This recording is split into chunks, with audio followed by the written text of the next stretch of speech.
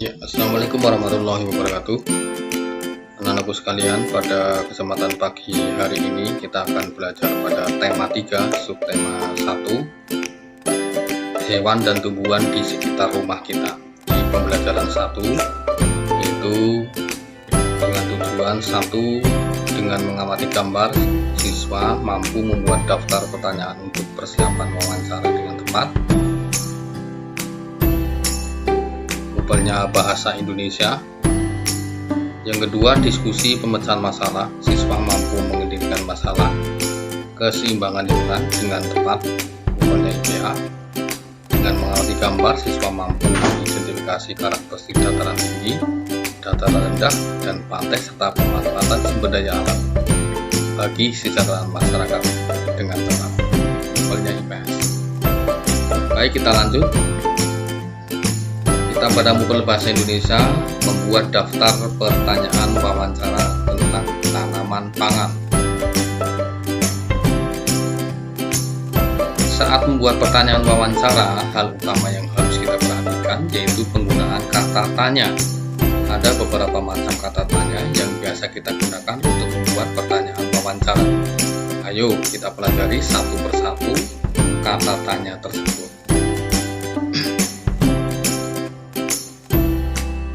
Apa atau apakah digunakan untuk menanyakan benda, keadaan, atau perbuatan. Informasi yang didapat berupa benda, pengertian, penjelasan, atau penegasan. Siapa digunakan untuk menanyakan orang atau pelaku. Informasi yang didapat berupa nama orang atau pelaku. Mengapa digunakan untuk menanyakan sebab atau alasan terjadinya sesuatu peristiwa. Informasi yang didapat berupa keterangan alasan terjadinya sesuatu hal dan biasanya menggunakan kata karena atau sebab. Kapan digunakan untuk menanyakan waktu peristiwa yang akan sedang atau telah terjadi. Informasi yang didapat berupa keterangan waktu seperti hari, tanggal, atau jam. Di mana digunakan untuk menanyakan tempat peristiwa yang akan sedang atau telah terjadi. Informasi yang didapat berupa keterangan suatu tempat atau letak tempat. Bagaimana digunakan untuk menanyakan keadaan atau proses terjadinya suatu hal. Informasi yang akan didapat berupa penjelasan tentang keadaan atau proses terjadinya sesuatu. Terakhir, berapa digunakan untuk menanyakan jumlah. Informasi yang didapat berupa penjelasan hasil, menghitung jumlah secara tepat berupa bilangan. Informasi juga bisa berupa keterangan banyak atau sedikit jika jumlah sulit dihitung secara tepat. Contoh pertanyaan wawancara. Siapa yang menanam padi? Apa yang dihasilkan dari tanaman padi? Bagaimana tahap-tahap pertumbuhan padi? Berapa lama proses yang dibutuhkan dari menanam bibit padi sampai panen? Dan seterusnya, dan seterusnya, dan seterusnya. Kalian mencoba membuat pertanyaan dengan beberapa kata tanya yang tadi sudah disebutkan. Sekarang kita Moodle IPA. Ayo mengamati. Ya. Silakan diamati gambar ini. Ini proses budidaya tanaman padi. Berawal dari gabah atau padi atau biji padi dimasukkan di dalam goni atau karung dan diberi air yang mengalir. Pada hari pertama, hari kedua sampai hari ke-15 setelah padi yang kena air mengalir dan tumbuh kecambah, maka diletakkan atau ditanam di tempat yang khusus sampai 2-15 hari. Pada hari ke-16 baru padi yang sudah ditanam di tempat yang khusus dicabut, kemudian dipindahkan dengan ditanam di tempat yang sudah disiapkan, yaitu di sawah, dengan penanaman yang sudah diatur jarak dan barisnya.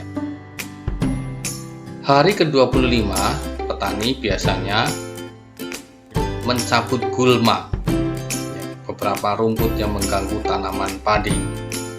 Hari ke-26, petani memberikan pupuk kepada tanaman padi yang sudah tumbuh.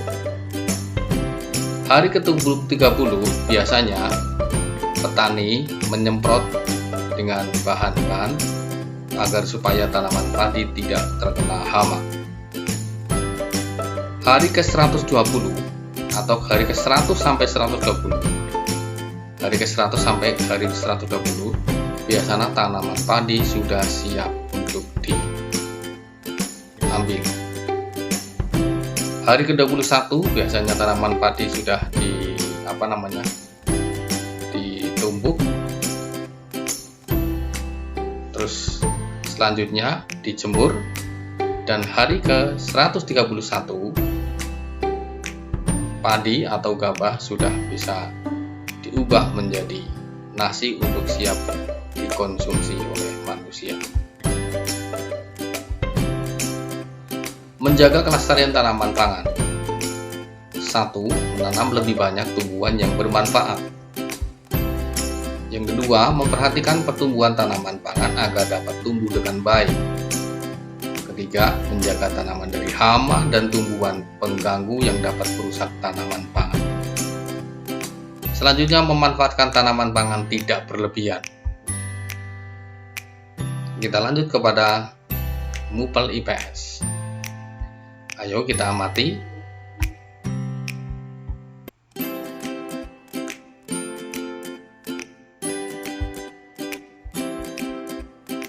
Bentang alam adalah bentuk muka bumi yang terbentuk karena proses alam. Indonesia memiliki bentang alam yang beragam loh. Kita pelajari bersama bentang alam Indonesia yuk.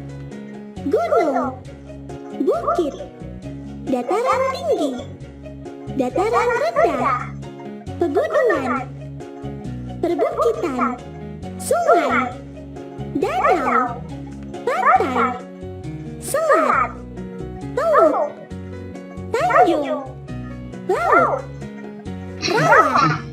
Pilih satu persatu bentang alam, lalu perhatikan penjelasannya ya. Oke, kita lanjutkan. Ada gunung, ada pegunungan, ada dataran tinggi, ada perbukitan, ada danau, ada bukit, ada teluk, tanjung, sungai, laut, pantai, selat, dan dataran juga lain. Sekarang kita lihat gunung. Apa itu gunung itu? Gunung. Gunung adalah permukaan tanah yang menjulang lebih tinggi dari daerah sekitarnya, teman. Tingginya lebih dari 600 meter di atas permukaan laut. Oke. Ini yang paling tinggi kita bawa lagi, yaitu ke pegunungan. Pegunungan. Pegunungan adalah tempat yang terdiri atas gunung-gunung dengan jumlah lebih dari 1. Kita ke bawah lagi, yaitu ke dataran tinggi. Dataran tinggi. Dataran tinggi adalah bagian daratan yang datar dengan ketinggian lebih dari 400 meter di atas permukaan laut. Oke. Sekarang kita perbukitan. Apa itu perbukitan? Perbukitan. Perbukitan merupakan tempat yang terdiri atas bukit-bukit dengan jumlah lebih dari 1. Apa itu danau? Nah, ini danau. Dataran tinggi. Dataran tinggi adalah bagian daratan yang datar dengan ketinggian lebih dari 400 meter di atas permukaan laut. Tadi bukit sudah, sekarang bukit nih. Ada teluk. Kita lihat teluk. Apa itu? Teluk. Teluk adalah bagian laut yang menjorok ke darat. Ya, ada bagian laut yang menjorok ke daratan, namanya teluk nih. Kita lihat Tanjung, ya. Kita kenal Tanjung. Laut. Oh, laut dulu. Laut merupakan air asin yang menutupi permukaan bumi yang sangat luas. Ya, kalau Tanjung, kita lihat. Tanjung. Tanjung merupakan bagian dari daratan yang menjarak ke laut. Nah, ini sungai yang biasa kita jumpai. Apa itu sungai? Sungai. Sungai adalah aliran air yang besar dan terbentuk secara alami. Iya. Oke. Laut tadi sudah, sekarang rawa.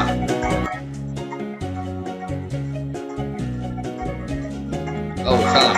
Ini rawa. Dataran rendah.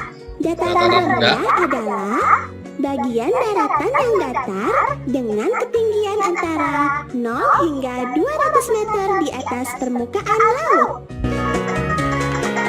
Ya, ini ada pantai. Kalian sudah kenal, beberapa kenal pantai. Ada pantai Bocor, ada pantai Penganti, ada pantai Petanan. Apa itu sebenarnya pantai? Pantai. Pantai merupakan bagian daratan yang berbatasan langsung dengan laut dan merupakan daerah pasang surut air laut.